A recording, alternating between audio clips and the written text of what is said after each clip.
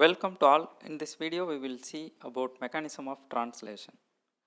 The term translation is the process in which ribosomes in the cell synthesize proteins in continuation of the process of transcription of DNA to RNA. There are 5 major steps involved in the translation process for the protein synthesis. First one is activation of amino acids, second one is formation of initiation complex, third step is elongation, fourth one is termination and release of the chain, and fifth step is folding and post-translational process. Among these 5, the step 2, 3 and 4 is key in the translation process in both prokaryotes as well as eukaryotes. Now we will see one by one in brief about these 5 steps.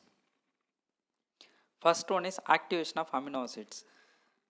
In the activation process of amino acids, the amino acids join with ATP molecules and 2-phosphate molecules are released and ATP-AMP molecule complex will be produced.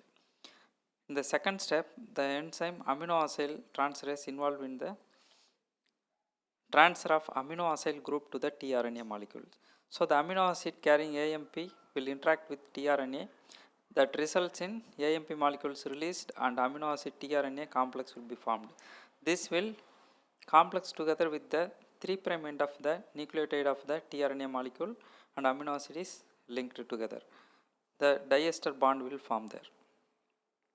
The enzyme involved in this process is called aminoacyl tRNA synthetases, briefly called as AATS. Okay. So this will add the amino acid to the 3' end of the tRNA.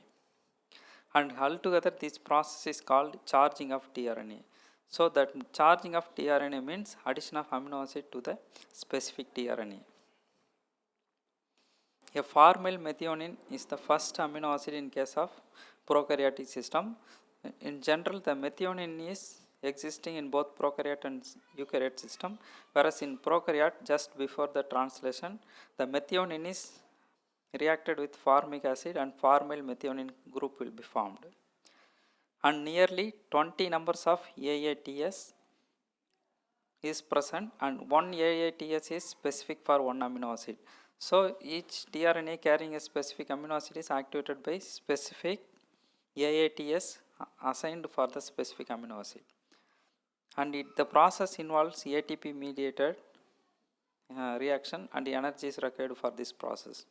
In addition, the presence of divalent cations is required to promote this kind of reaction. The step 2 is formation of initiation complex. Mostly in case of prokaryote system, one mRNA molecule, a charged F-met tRNA and 3 initiation proteins called IF1, 2, 3 and GTP, guanosine 5-triphosphate, along with 30S small subunit makes the pre-initiation complex. This is the stage 1 of translation initiation. Later, the large subunit, that means 50S large subunit joins to the 30S pre-initiation complex. Altogether forms 70S initiation complex. This requires hydrolysis of the GTP in the 30S pre-initiation complex. So here we can see the bottom one is 30S small subunit. It has rRNA and mRNA will interact. Then 3 subunits, the initiation factor 1, initiation factor 2 and initiation factor 3 will be there, and additional components proteins will be associated with there. We will see in the next slide.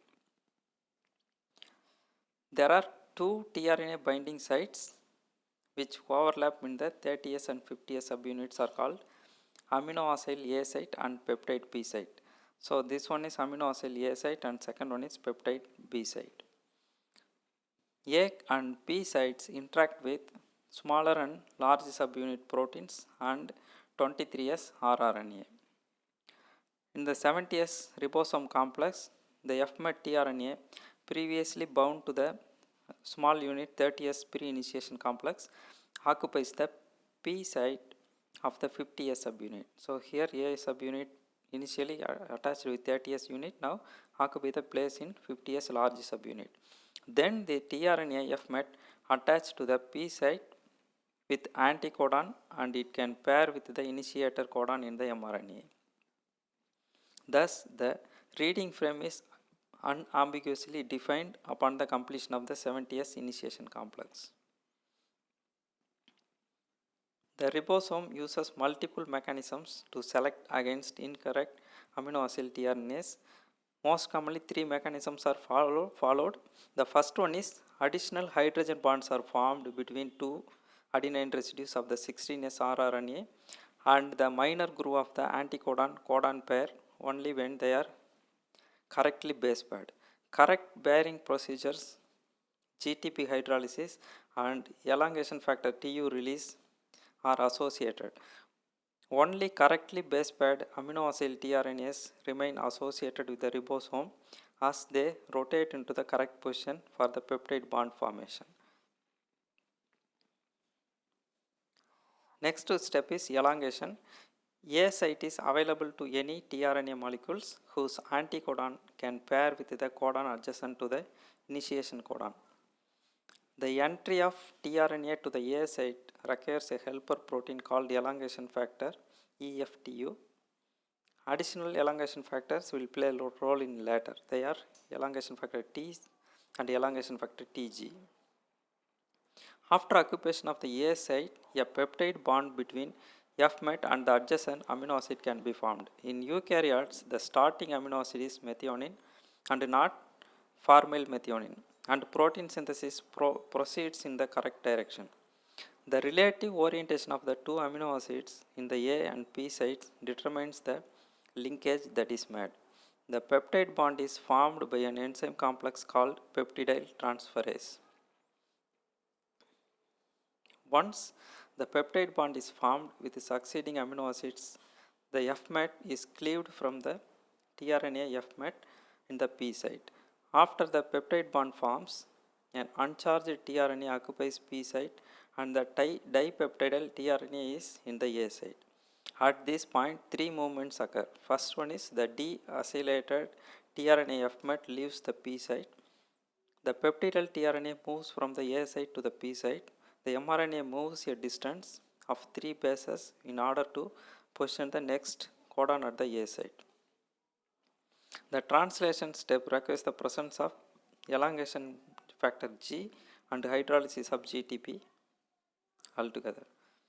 After the translocation, A site is again available to accept a charged new tRNA molecule having a correct anticodon.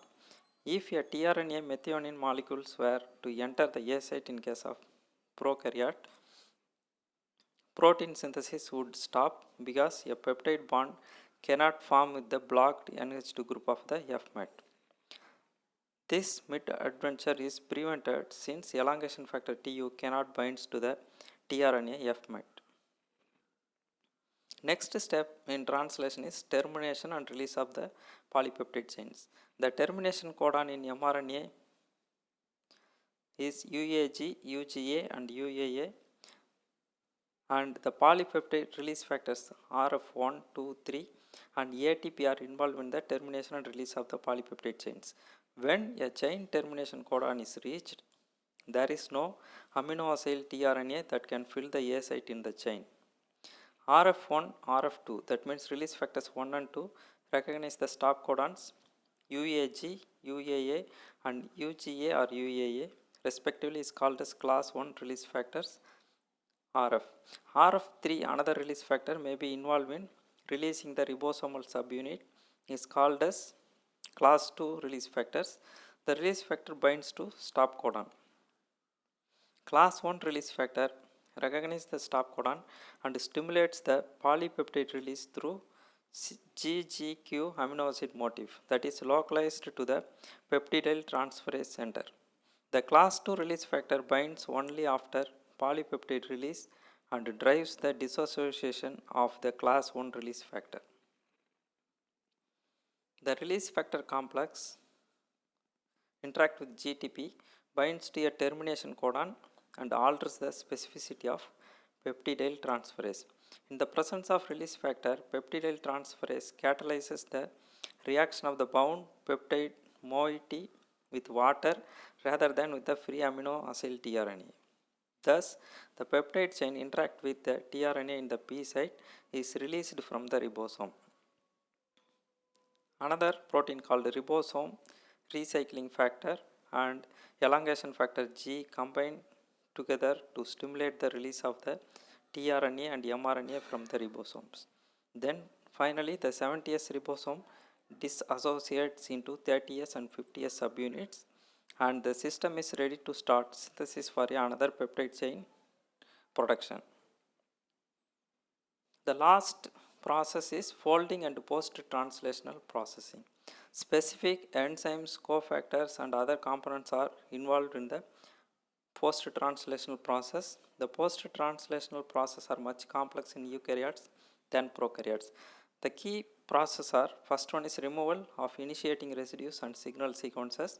Second one is additional of proteolytic processing, and third one is modification of terminal residues, and fourth one is attachment of phosphate group or methyl group or carboxyl group or carbohydrate or any prosthetic groups to the amino acids. So now we will briefly see key differences existing between the prokaryote and eukaryote translation process in the next table. So in case of prokaryote, the ribosome, smaller unit is 30S, large unit is 50S, whereas in eukaryote it is 40S and 60S. In prokaryotes, the messenger RNA is polycistronic, produce the many polypeptides, whereas eukaryotes mostly it is monocistronic, and ribosome binding site is Shine-Dalgarno sites and ATP in case of prokaryote, whereas in eukaryote it is 5' cap and AUG. The transcription attenuation takes place in case of prokaryotes, whereas it is not takes place in case of eukaryotes. The translation initiation factors are IF1, 2, 3 in case of prokaryotes, and EIF1, 2, 3, 4 and 5 in case of eukaryotes. Up to 9 factors are required for the initiation process in case of eukaryotes. Translation elongation factors. The elongation factor EFTU, EFG, EFTS are process the elongation in case of prokaryotes. EIF1A, EIF2 and EIF1B. So EEF1A, EEF2, EEF1B are involved in the elongation process in case of eukaryotes. The translation termination factors are release factors RF1, 2 and 3 in case of prokaryotes, whereas in the eukaryotes single ERF1 can capable to bind with all the tRNAs and do the termination process. The initiating amino acid is formyl methionine or FMET in case of prokaryotes, whereas in eukaryote it is methionine, and the enzymes cleaves the bound between methionine and tRNA methionine or tRNA deacylase. It is attached with ribosome in case of prokaryotes, whereas it is initiating tRNA hydrolase in the case of eukaryote. The binding of tRNA methionine, the mRNA can bind either before or after binding the initiation of tRNA, whereas in case of eukaryotes it will occur before the mRNA can bind to the ribosomes. The binding of the large subunit require less factors in case of prokaryotes, whereas it requires more factors in case of eukaryotes. The transcription and the translation process coupled together in the case of prokaryote, whereas it is not coupled together in case of eukaryotes. In eukaryotes, the transcription occurs in nucleus and the translation occurs in cytosol. And degradation of mRNA. The degradation of mRNA occurs continuously while translation is in process in case of prokaryotes, whereas in eukaryote mRNA is very stable, possibly due to the presence of 5' cap. And half-life of the mRNA, it is only 1.8 to 2 minutes in case of prokaryotes, whereas in eukaryotes the half-life is up to several hours in case of eukaryotes. So these are all the key differences between prokaryotes and eukaryotes, and remaining mechanism of translation, they are sharing similar process in both cases. Thank you.